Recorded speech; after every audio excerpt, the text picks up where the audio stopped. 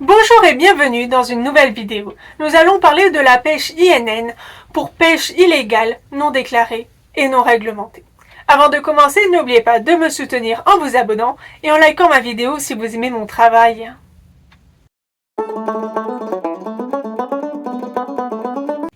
La pêche INN représenterait 15% de la pêche au niveau mondial, soit 26 millions de tonnes de poissons. La pêche INN couvre un champ très large qui comprend en particulier la pêche et les activités connexes contrevenant aux lois nationales, régionales et internationales. La non-déclaration, la déclaration erronée ou sous-déclaration des informations relatives aux activités de pêche et aux prises, les activités de pêche menées par des navires apatrides, les activités de pêche menées dans la zone de compétence d'une organisation régionale de gestion des pêches par des navires battant pavillon d'un État non partie à cette organisation, et les activités de pêche non réglementées par des États qui, de ce fait, ne peuvent pas être surveillés et contrôlés facilement. Elle couvre ainsi un spectre très large et concerne à la fois la haute mer et les zones relevant de la juridiction nationale des pays. La pêche illicite désigne la pêche et les activités connexes réalisées sans autorisation ou en violation des lois nationales, régionales et internationales.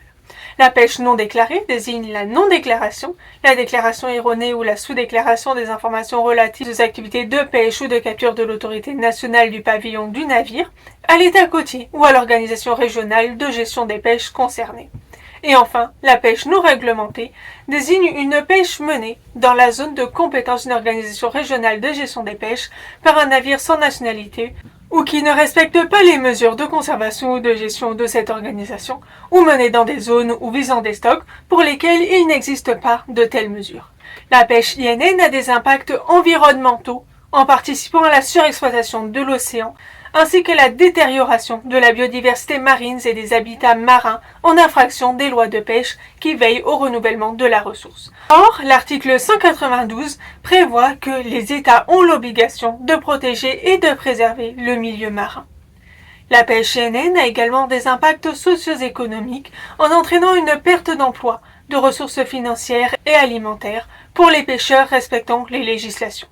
Par ailleurs, les conditions de travail des pêcheurs pratiquant la pêche INN sont souvent très difficiles et relèvent parfois de l'esclavage moderne. La pêche INN peut prendre des proportions importantes, comme dans le golfe de Guinée, où elle représente 30 à 40% des prises totales réalisées. Dans cette zone, elle est principalement le fait de flottes chinoises opérant sous pavillon national des États côtiers ayant délivré les licences de pêche. La perte économique annuelle liée à la pêche INN dans le golfe de Guinée est estimée à plus de 2 milliards de dollars.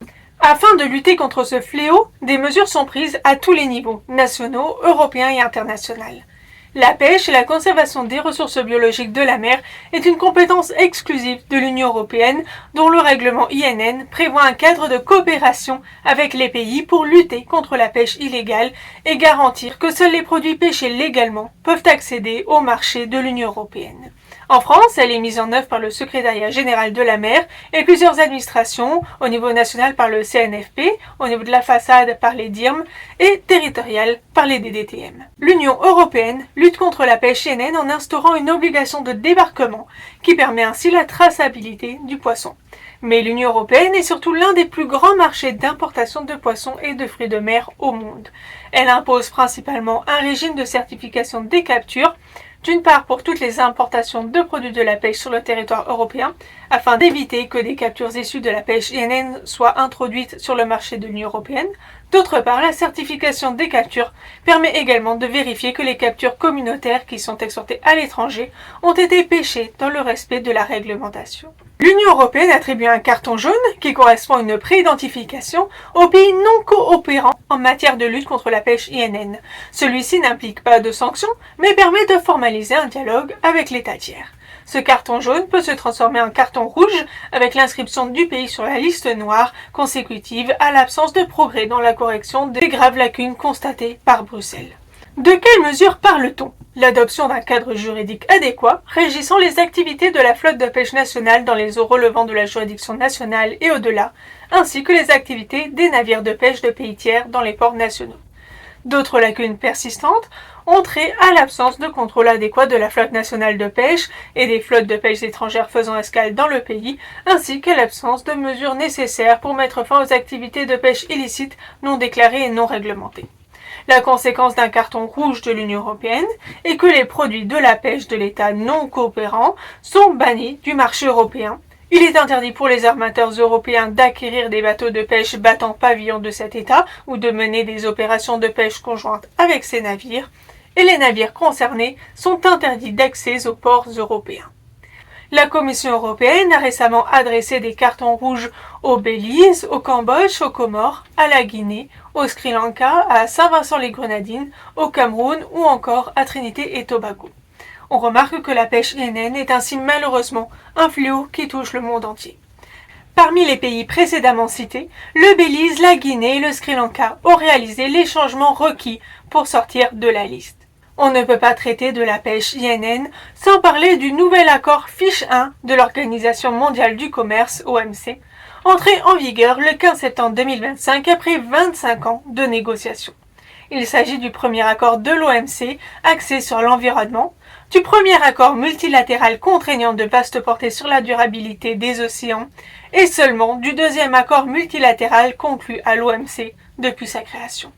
Ratifié par 111 membres, dont les États-Unis, la Chine et l'Union européenne, il impose des obligations de transparence sur l'état des stocks, les navires subventionnés et les pratiques illégales.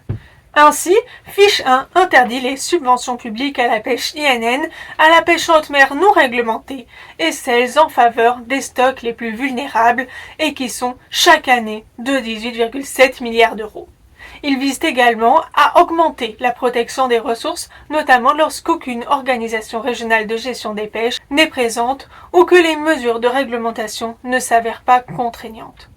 Un second volet, Fiche 2, est en cours de négociation et doit être conclu dans les 4 ans suivant l'entrée en vigueur du premier et aura pour objet la réglementation des subventions encourageant la surpêche et la surcapacité, y compris lorsque l'activité de pêche est réalisée dans les eaux de pays tiers. En outil non contraignant, on peut également citer la Charte mondiale pour la transparence dans les pêches, lancée en 2023 par le réseau d'organisations environnementales Coalition for Fisheries Transparency. Elle comporte 10 principes destinés à rendre publiques les informations relatives aux navires, à leurs propriétaires, à leurs activités ainsi qu'aux licences et aux subventions accordées par les gouvernements aux filières de la pêche.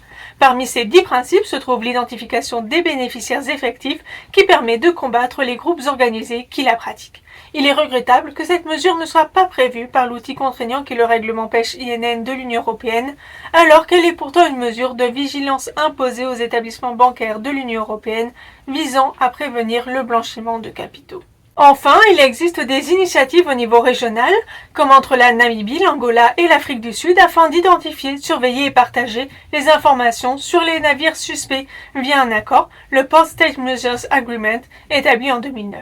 Sur la base de ce partage d'informations, les États cherchent à rassembler des preuves pour engager les poursuites des navires exerçant illégalement. Cette coopération nécessite toutefois des mesures nationales dans chacun des pays pour être effective.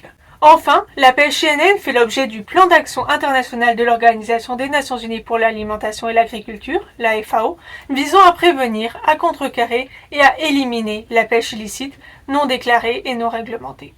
Ainsi, la pêche INN est un phénomène d'ampleur qui menace le renouvellement des stocks de poissons et par conséquent la sécurité alimentaire mondiale et affecte les populations dépendantes de la pêche.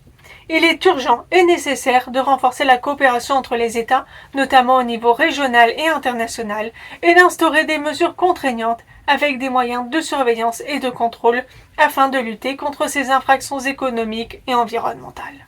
J'espère que cette vidéo vous aura été instructive et que vous apprécierez également les prochains épisodes. À bientôt dans une nouvelle vidéo.